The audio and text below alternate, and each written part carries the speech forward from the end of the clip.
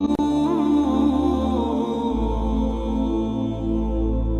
اللہ الرحمن الرحیم۔ السلام علیکم ورحمۃ اللہ وبرکاتہ۔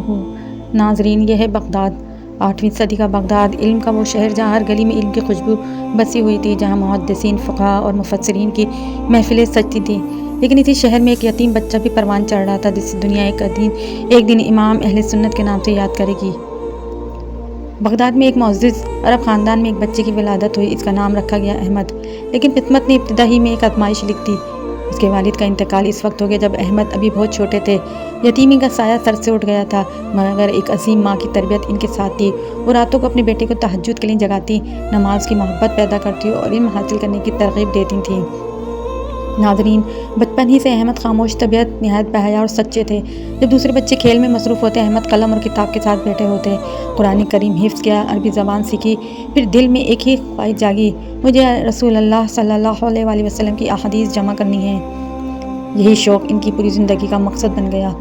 جوانی کی دہلیز پر قدم رکھتے ہی انہوں نے بغداد کی علمی مجالس میں شرکت شروع کی، پھر عراق، کوفہ، بصرہ، مکہ، مدینہ، شام اور یمن تک کا سفر کیا۔ گرمی ہو یا سردی، غربت ہو یا بھوک، صرف ایک ہی حدیث سننے کے لیے میلوں کا سفر کر لیتے تھے۔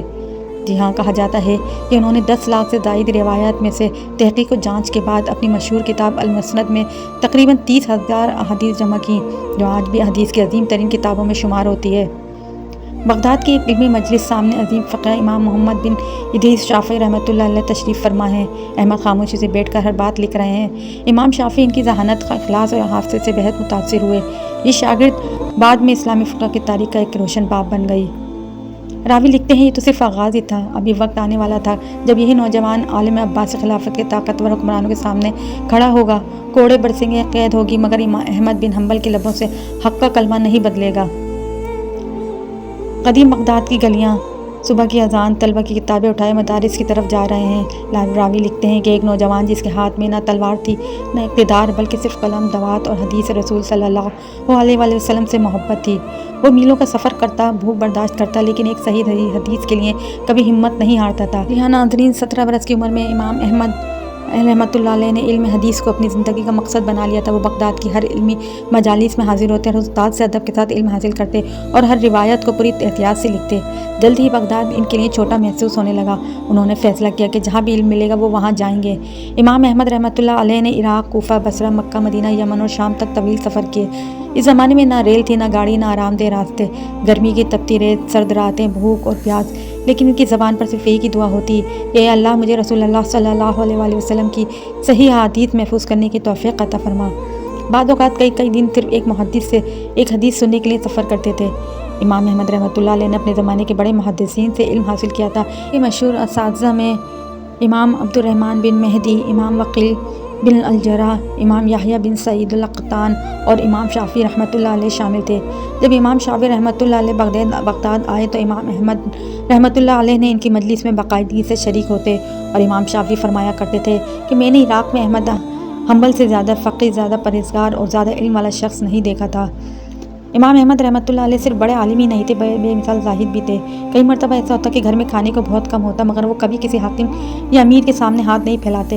وہ فرماتے، عالم کی عزت اس کے علم اور اس کے کردار میں ہوتی ہے، لوگوں کے مال میں نہیں۔ ان کی زندگی کا ہر لمحہ اخلاص، عبادت اور سنت نبی صلی اللہ علیہ وآلہ وسلم کی پیروی سے بھرپور تھا۔ سالہ سال کی محنت کے بعد انہوں نے لاکھوں روایات کا مطالعہ کیا، ہر روایت کو پرکھا، راویوں کی تحقیق کی، پھر صحیح اور قابل اعتماد احادیث کو جمع کرنا شروع کیا۔ یہی محنت بعد میں ان کی عظیم کتاب المسند کی بنیاد بنی، جو حدیث کے اہم ترین مجموعوں میں شمار ہوتی ہے۔ ادھر امام احمد رحمۃ اللہ علیہ کا علم پورے عالم اسلام میں پھیل رہا تھا، اور ادھر عباسی دربار میں ایک نیا فکری فتنہ جنم لے رہا تھا۔ کچھ درباری علماء نے یہ نظریہ پیش کیا کہ قرآن مخلوق ہے۔ حکمرانوں نے اس نظریے کو سرکاری عقیدہ بنانے کی کوشش کی۔ بڑے بڑے علماء خوف کی وجہ سے خاموش ہونے لگے، لیکن بغداد میں ایک شخص تھا جو جانتا تھا کہ حق پر خاموشی بھی ایک جرم ہے، اور وہ شخص تھا امام احمد حنبل رحمۃ اللہ علیہ۔ راوی لکھتے ہیں کہ وقت قریب تھا جب ایک درویش صفت عالم کو شاہی محل میں بلایا جائے گا، اسے حق چھوڑنے کے لیے کہا جائے گا، کوڑے برسیں گے، زنجیریں پہنائی جائیں گی، لیکن تاریخ گواہ بنے گی کہ جسم زخمی ہو سکتا ہے مگر سچا ایمان نہیں جھکتا۔ جی ہاں ناظرین، تاریخ کے کچھ لمحے ایسے ہوتے ہیں جب ایک انسان کا فیصلہ آنے والی نسلوں کے ایمان پر اثر انداز ہوتا ہے۔ بغداد میں بھی ایسا ہی ایک لمحہ آ پہنچا تھا۔ ایک طرف سلطنت عباسیہ کی طاقت تھی اور دوسری طرف ایک سادہ لباس پہنے، نحیف مگر مضبوط ایمان والا عالم امام احمد حنبل رحمۃ اللہ علیہ تھے۔ تیسری صدی ہجری میں عباسی خلافت کے بعد حکمرانوں نے معتزلہ کے اس نظریے کی تائید کی کہ قرآن مخلوق ہے۔ بہت سے علماء پر دباؤ ڈالا گیا کہ وہ اس عقیدے کو قبول کریں، جو انکار کرتا اسے قید، سزا یا تشدد کا سامنا کرنا پڑتا۔ اسی آزمائش کو تاریخ میں محنہ کہا جاتا ہے۔ امام احمد رحمۃ اللہ علیہ نے واضح فرمایا کہ قرآن اللہ تعالیٰ کا کلام ہے، مخلوق نہیں ہے۔ ایک دن شاہی سپاہی امام احمد رحمۃ اللہ علیہ کے گھر پہنچے۔ انہوں نے کہا، امیر المومنین کا حکم ہے کہ آپ فوراً دربار میں حاضر ہوں۔ امام احمد رحمۃ اللہ علیہ نے سکون سے وضو کیا، 2 رکعت نماز ادا کی، اپنی والدہ اور اہل خانے کے لیے دعا کی اور اللہ پر بھروسہ کرتے ہوئے سپاہیوں کے ساتھ روانہ ہو گئے۔ انہیں معلوم تھا کہ یہ سفر شاید آزادی کا نہیں، آزمائش کا سفر ہے۔ ناظرین، وسیع شاہی حال میں خلیفہ معتصم تخت پر بیٹھا ہے، وزراء، قاضی اور درباری موجود ہیں۔ امام احمد رحمۃ اللہ علیہ کو زنجیروں میں لایا جاتا ہے۔ خلیفہ نے کہا، احمد، صرف اتنا کہہ دو کہ قرآن مخلوق ہے، پھر تم آزاد ہو جاؤ گے۔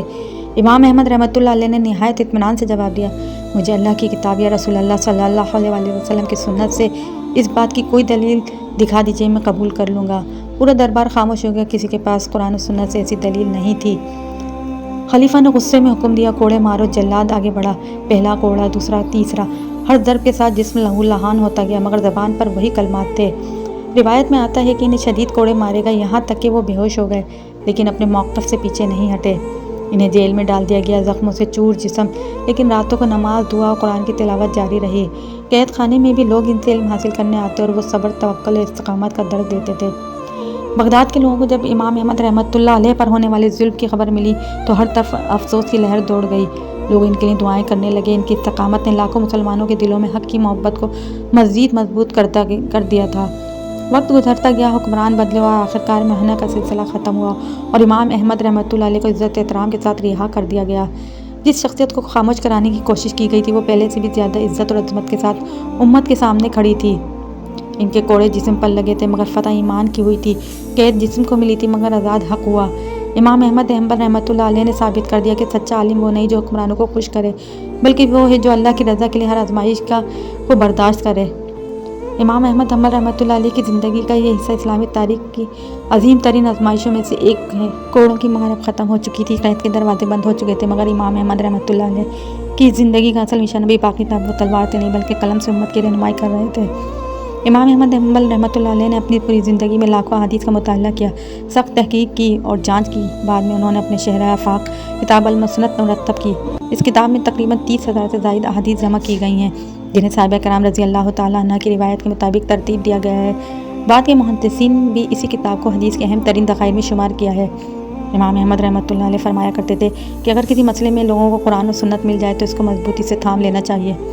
امام احمد حنبل رحمۃ اللہ علیہ کی مجلس میں دور دور سے طلبہ آتے ہیں۔ ان کے مشہور شاگردوں میں ان کے صاحبزادے عبداللہ بن احمد، صالح بن احمد، ابو بکر المرزوی اور دیگر جلیل قدر علماء شامل تھے، جنہوں نے ان کے علم کو اگلی نسلوں تک پہنچایا، جو بعد میں فقہ حنبلی دنیا کے بڑے بڑے فقہی مذاہب میں شامل ہوئے اور آج بھی لاکھوں مسلمان اس سے استفادہ کرتے ہیں۔ عمر بڑھ چکی تھی، قید اور کوڑوں کے زخموں کے نثرات ابھی بھی باقی تھے، لیکن عبادت، ذکر و درس حدیث کا سلسلہ جاری رہا۔ سن 241 ہجری میں امام احمد رحمۃ اللہ علیہ شدید بیمار ہو گئے۔ بیماری کا دوران بھی ان کی زبان پر اللہ کا ذکر رہتا تھا اور جو لوگ عیادت کے لیے آتے انہیں صبر، تقویٰ اور سنت کی پابندی کی نصیحت کرتے رہتے تھے۔